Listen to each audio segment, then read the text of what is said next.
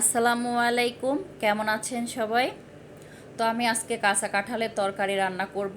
তো মুরগির মাংস দিব, সাথে হচ্ছে ছোলার ডালও দিব। তো একসাথে মিক্স করে এই রান্নাটা করে নিব। তো কাঁঠালের তরকারি তো দেখা যায় অনেকেই গরুর মাংস দিয়ে রান্না করে, আবার অনেকে এমনি রান্না করে খায়। তো কাঁঠালের তরকারি আপনি যেভাবেই রান্না করেন না কেন, খেতে কিন্তু অনেক মজা হয়। তো যাই হোক, প্রথমে আমি মুরগির মাংসটা মশলার সাথে ভালো করে কষিয়ে নিচ্ছি। তো যত ভালো করে কষানো হয় খাবারগুলো খেতে ততটাই মজা হয়। তো কষানো প্রায় শেষের দিকে, ওই পর্যায়ে দিয়ে দিব হচ্ছে সিদ্ধ করে রাখা কাঁঠাল। দিয়ে নেড়ে চেড়ে কাঁঠালটাও খুব ভালো করে কষিয়ে নিতে হবে। তাতে করে হচ্ছে সব মশলা কাঁঠালের ভিতরে ঢুকে যাবে, খেতে বেশি মজা হবে পরবর্তীতে। তো ভিডিওর এই পর্যায়ে এসে এখন পর্যন্ত যারা ভিডিওটি দেখছেন অথচ একটা লাইক দিতে ভুলে গিয়েছেন, প্লিজ একটা লাইক দিতে ভুলবেন না।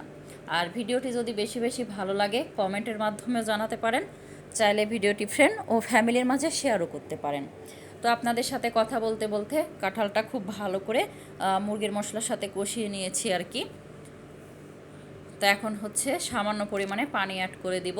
তো কাঁঠালটাও যেহেতু সিদ্ধ করা, তো খুব বেশি পানির প্রয়োজন নেই, অল্প পানিতে এটা হচ্ছে রান্না করে নেওয়া যাবে।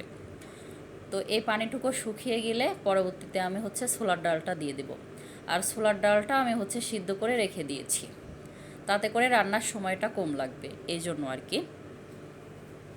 তো যাই হোক, পানিটা শুকিয়ে নিয়েছি, এখন দিয়ে দিচ্ছি সিদ্ধ করে রাখা ছোলার ডাল। তো নেড়ে চেড়ে মিক্স করে আর কিছু সময় রান্না করে নিলেই তৈরি হয়ে যাবে মুরগির মাংস ছোলার ডাল দিয়ে কাঁঠালের তরকারি। তো এই তরকারিটা হচ্ছে ভাত, রুটি, পরোটা, পোলাও, তো সব কিছুর সঙ্গেই কিন্তু খাওয়া যায়, খেতে কিন্তু ভীষণ মজা হয়। তো আপনাদের সাথে কথা বলতে বলতে তরকারিটা নামিয়ে নিয়েছি, একটু ফাইনাল লুকটা দেখিয়ে দিচ্ছি। তো দেখে বুঝে নেবেন, অনেকটা লোভনীয় কালার এসেছে, খেতেও কিন্তু ভীষণ মজা হয়েছিল।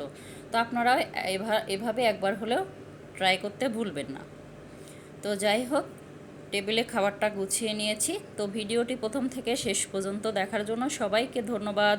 আপনাদের সবার সুস্বাস্থ্য ও দীর্ঘায়ু কামনা করে আজকের ব্লগটি এখানেই শেষ করছি। আল্লাহ হাফেজ, আসসালামু আলাইকুম।